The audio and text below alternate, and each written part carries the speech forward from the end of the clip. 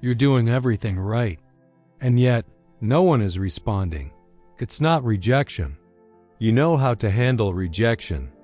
Rejection has a response, a clear no, a defined direction, something concrete you can work with. What you're feeling isn't that. It's something quieter and more unsettling than any direct negative response could be. It's invisibility. The feeling that what you want most simply doesn't see you. That you're present, you're trying, you're moving in the right direction, and yet there's no response. As if you were transmitting on a channel that no one around can pick up.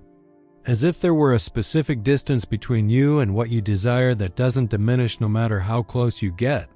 As if the surrounding environment has fallen into an unbidden silence with no obvious cause that you can identify and correct.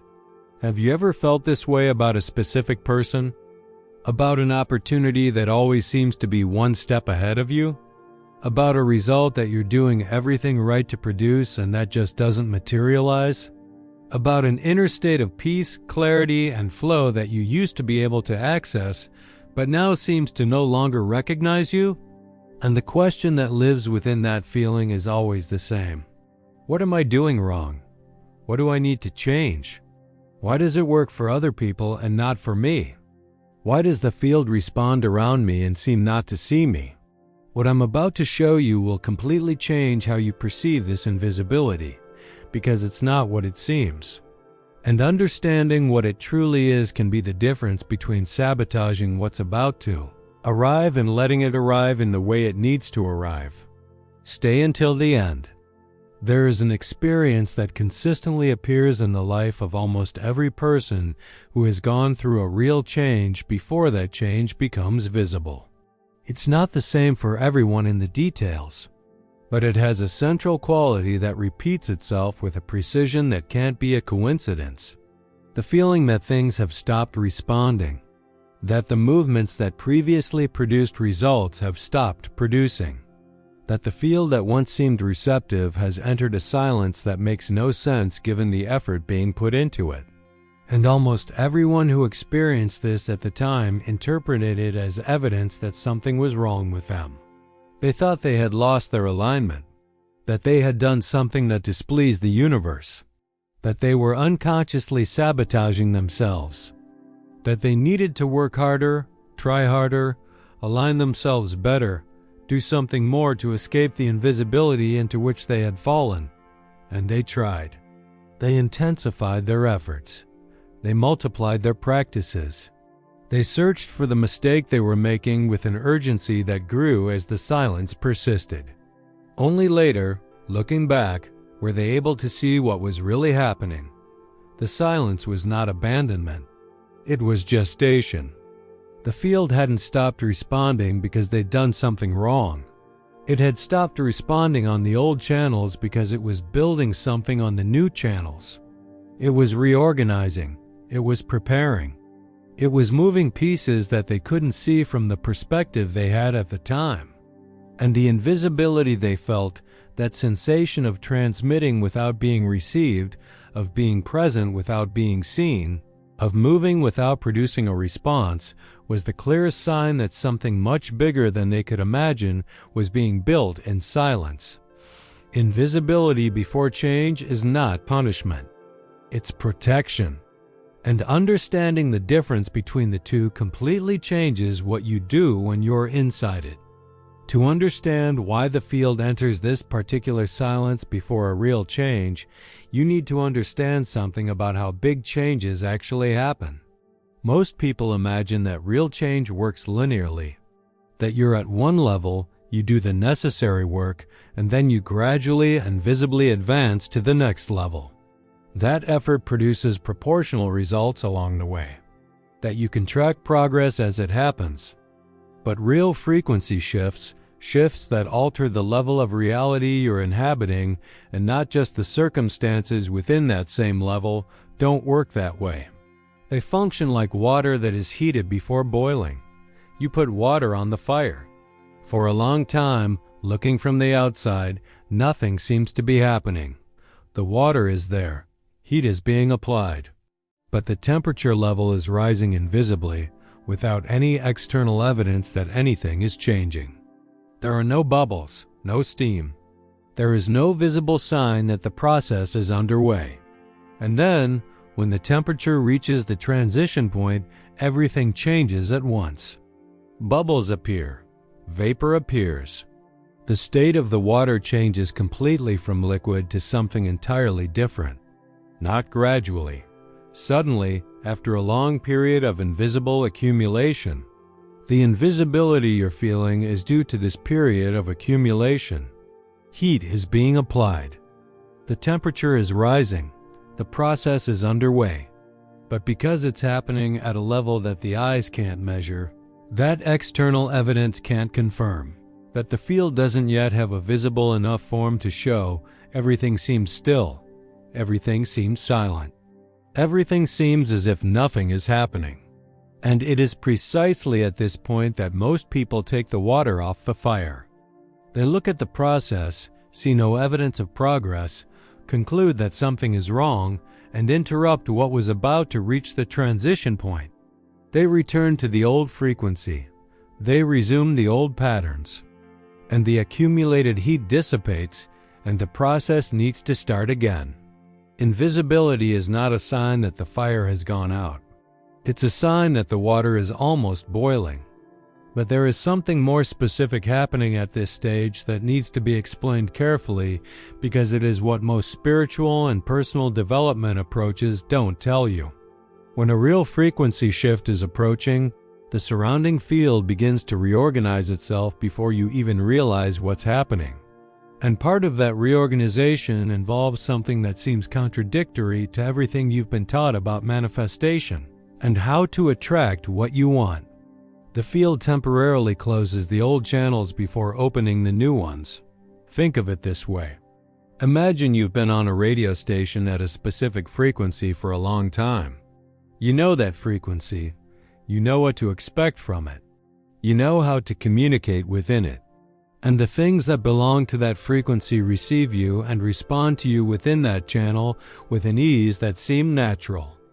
But when your internal frequency begins to change, when the transition process is underway, you leave one frequency without having fully reached the other. And in that space between the two, you are not transmitting with the clarity of either one. The old frequency is no longer entirely yours. The things that belong to it are starting to not receive you as easily. Not because you did anything wrong, but because the tuning between what you are emitting and what that channel is configured to receive has been changing as your frequency has been changing. And the new frequency isn't yet consolidated enough to transmit clearly. You're still developing. You're still finding your form. You don't yet have the consistency you'll have when you're fully established. So there's a period when you seem to be transmitting on no channel with enough clarity to be received consistently. Things that belong to the old frequency don't respond to you as easily, and things that will belong to the new frequency haven't arrived yet because it's not fully formed. This period represents the invisibility you are experiencing. It's not rejection. It's a frequency transition. And frequency transitions have exactly that quality of temporary silence that has nothing to do with the value of what is being transmitted and everything to do with the space between one tuning and another. And there is yet another dimension to this invisibility that is important to understand because it touches on one of the most difficult parts of the process. The field isn't just being silent about what you want. It's actively protecting what's being built from the premature weight of forced manifestation. This needs explaining. When something new is being created at the field level, when a new version of you is emerging, when a new frequency is consolidating, this process has a specific vulnerability in its initial stages. It needs space. It needs time. It needs specific conditions to strengthen before being exposed to the weight of the external world. And one of the most important conditions is not to be forced before you are ready. Think of a seed that has been planted in the soil. In the first few days after planting, there is nothing visible above the ground. The seed is there, it's germinating, It's beginning to create the first roots.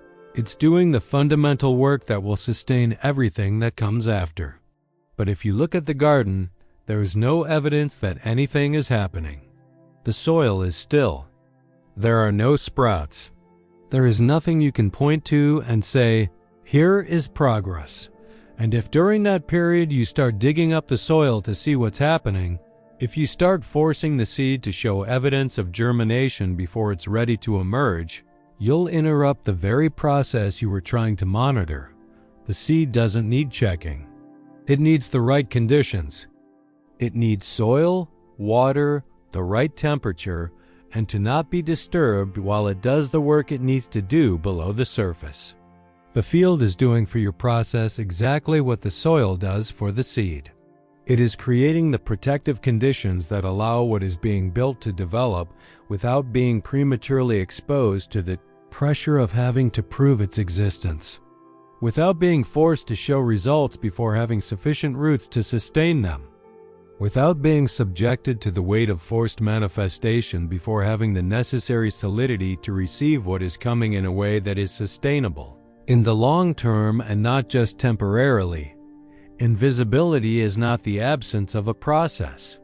It is the process happening in a way that doesn't yet have a visible form, but is completely real and completely underway. But here's the point that needs to be stated clearly, because it's where most people make the most costly mistake. When invisibility sets in, when the field stops responding as easily as before, the natural instinct is to intensify, to do more, to try harder, to increase the effort, to multiply the practices, to seek with more urgency what seems not to be seeing you. And this instinct, however understandable it may be, is precisely what prolongs invisibility and sometimes interrupts the process completely. Here's why. Intensifying your efforts toward what isn't responding communicates something very specific to the field. It communicates desperation. And desperation is the frequency of absence, of lack, of the belief that what you want is too far away and that you need to move urgently toward it before it slips away completely. And the field, which responds to the frequency you are emitting and not to your conscious intentions, organizes the reality around you according to what is being transmitted. If what is being transmitted is urgency and absence, the field will continue to organize situations that confirm urgency and absence, not as punishment, as an accurate reflection of what is being emitted. And the more you intensify it, the stronger the frequency of urgency and absence becomes. And the stronger it becomes, the further what you want seems to drift away. And the further it seems to drift away, the more you intensify it. It's a loop that intensification fuels instead of breaking. The way out of this loop isn't to do less out of indifference or resignation. It's to change the state from which you're acting. It's to stop acting out of the urgency of absence and start acting, even in small things, from the quiet certainty of someone who knows that what's coming is coming. This isn't pretending you don't want it. It's genuinely shifting the quality of your desire from a place of lack to one of confidence. And this shift, however small it may seem, has an effect on what the environment organizes around you that no amount of intensified effort can produce. And there's an important distinction that needs to be made at this point, because not all invisibility is the same thing. And confusing one with the other is one of the most costly mistakes you can make at this stage, because each one requires a completely different response. And giving the wrong response to the wrong type of invisibility is what causes people to get stuck for much longer than they need to be. There is an invisibility that comes from being in a frequency transition, the one we've been describing throughout this video.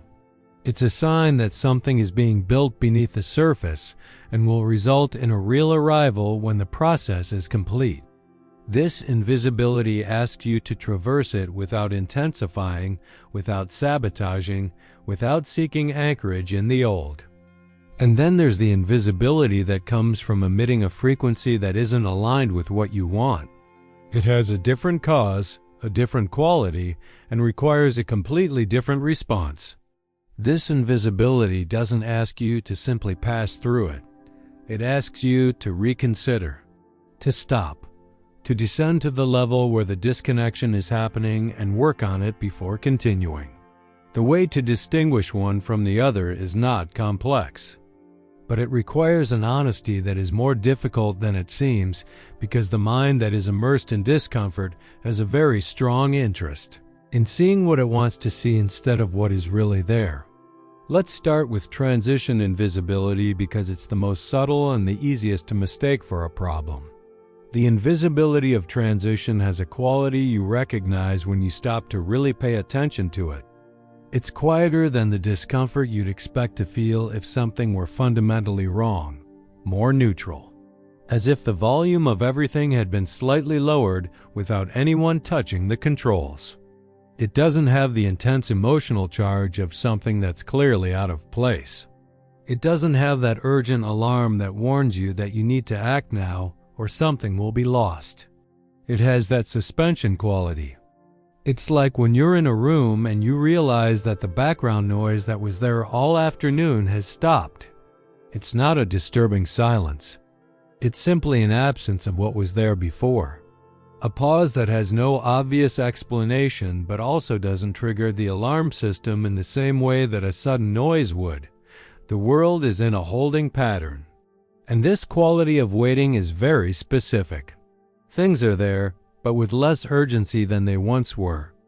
The situations exist, but with less of an imperative weight that you need to do something about them right now. The people around you are still present, but with a subtle distance that is neither hostility nor rejection. It's simply a distance. As if the surrounding environment has taken a step back to make room for something that hasn't yet arrived. And within that suspension there is something that is difficult to describe, but that those who are experiencing it recognize when they hear the description.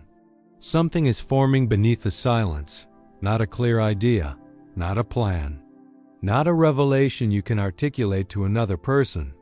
Something more like a presence that doesn't yet have a name, with a direction that doesn't yet have a form, with a certainty that doesn't yet have specific content but is there, quiet, persistent, like the rumor of something coming from afar before it's possible to see what it is.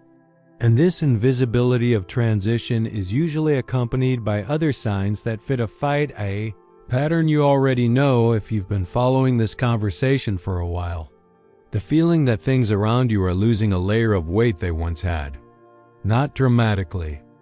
Gradually and subtly, as if the gravity of situations that once seemed absolutely central has diminished slightly without you having made any conscious decision about it. The growing difficulty of fully fitting into environments and dynamics that were once completely natural. Not because these things have become bad or wrong, but because the way you exist within them has changed in a way that has created a slight distance where there was once a perfect fit. A growing clarity about who you are becoming even when there is no external evidence of what that means in practice. An inner direction that is becoming more obvious even without a clear map of how to get there. An emerging sense of identity that doesn't yet have all its contours but is more real than anything you could intentionally construct. And a quiet certainty that persists beneath all impatience, all doubt, all the frustration of silence. A certainty that doesn't ask permission to exist and doesn't need an argument to sustain itself. That is simply there when you stop making enough noise to hear it. This is the hallmark of the invisibility of transition. And when these elements are present, even partially, even mixed with much discomfort and doubt, what the situation demands of you is to move through it, not to intensify it, not to change direction. To move through it consciously and with the confidence that what is being built in silence will appear when it is ready.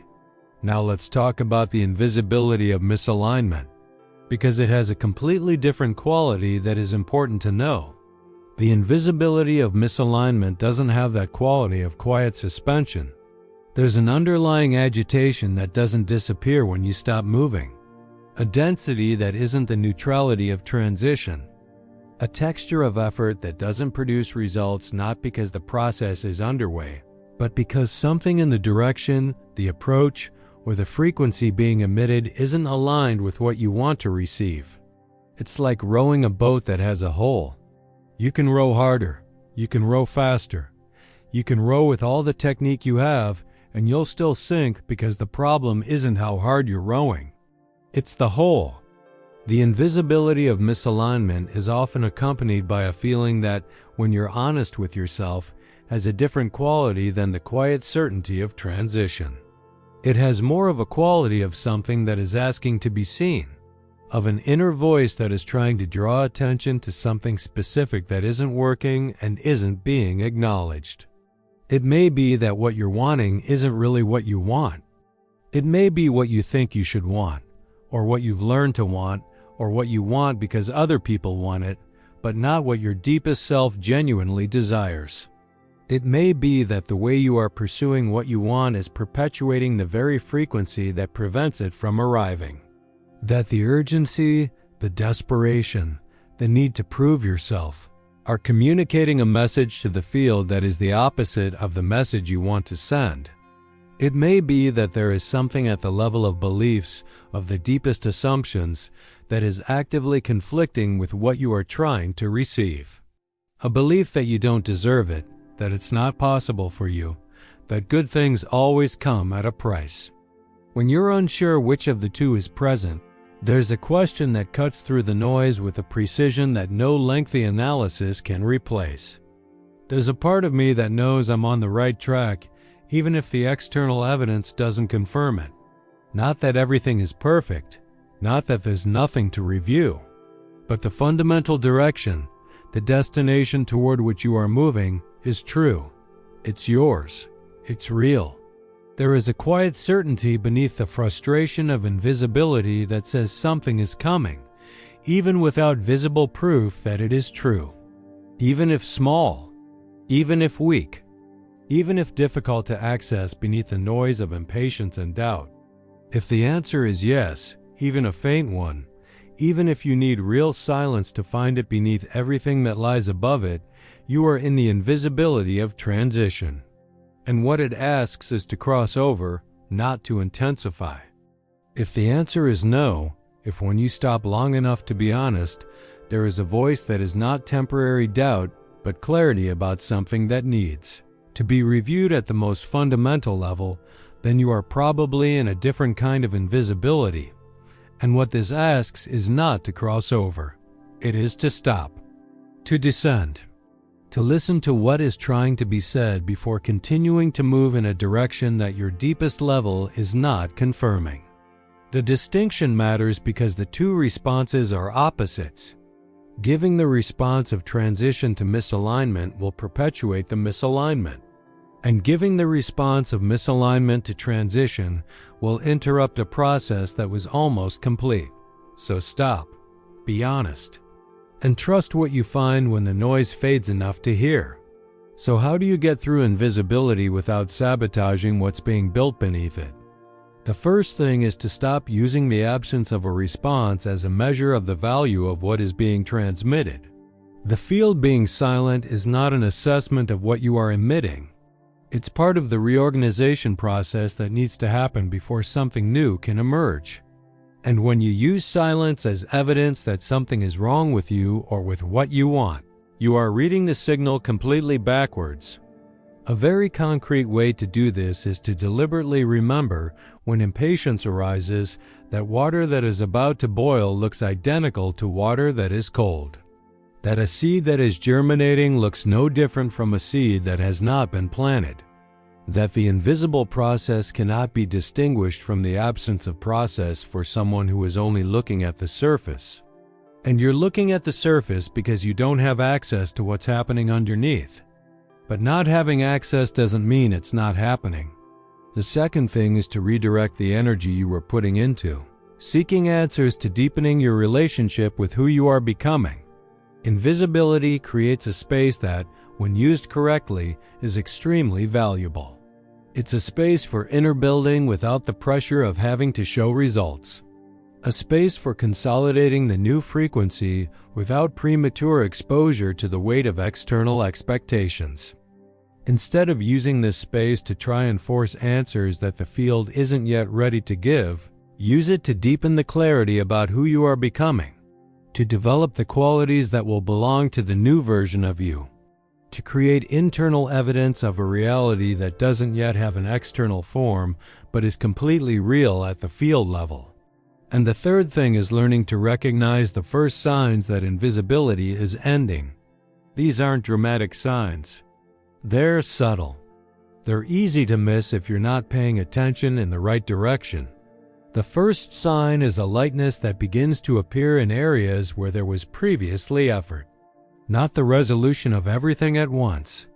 Just one area, one situation, one interaction that flows with an ease that wasn't there before. The second is a person or an opportunity that comes from a direction you weren't monitoring. Not necessarily what you were specifically expecting, but something that has the quality of belonging to the new frequency that resonates in a different way from things that belong to the old frequency. The third is an inner clarity about a next step that doesn't come from urgency, but from a quiet certainty. It doesn't need argument to justify itself. It's simply there when you stop forcing things and start listening. These signs are the field showing that invisibility is ending, that what was being built in silence is beginning to take shape enough to appear, that the water is reaching the point of transition, and when they appear, don't ignore them. Don't dismiss them as coincidence or exception. Follow them closely. With the same care you would use to nurture something in the early stages of a new life. You've made it this far, and the invisibility you felt before you started watching this video probably has a different meaning now.